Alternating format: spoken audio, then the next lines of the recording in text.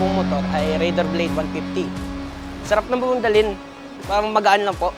Experience ko po is maganda naman gamitin at saka maayos, mabilis naman, maayos yung piyersa. Bakal. Matibay. Standout to dahil sa response ng engine. Nagustuhan ko yung Raider Pro. Ang maganda, mabilis, magaan. Sa pang-araw-araw po, mas maganda po siya, mas magaan, drive po.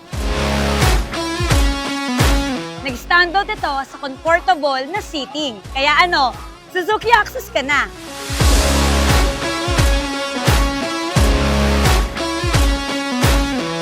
Nag-test drive ako sa Raider Pro. Okay siya, komportable. Tinest drive ko yung Suzuki Raider 150, sobrang ganda at sobrang bilis. Unang-una napansin ko dito, napakaganda yung longboard niya, oh. Napaka-komportable. Long seat, ayan, oh. Ang haba. So, iangkas mo, komportable siya.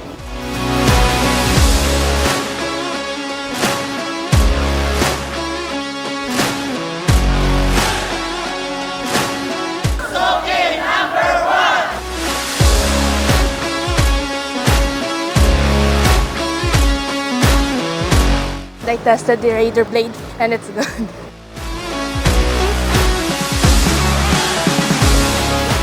First impression ko dito sa Access na to, itong pairings na to, lata to guys, lata. Ganito katibay ang Suzuki.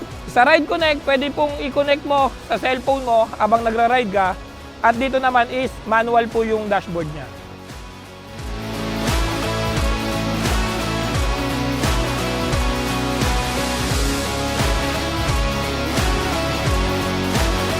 Maraming salamat kay Suzuki para dito po sa Suzuki Motorcycle Event.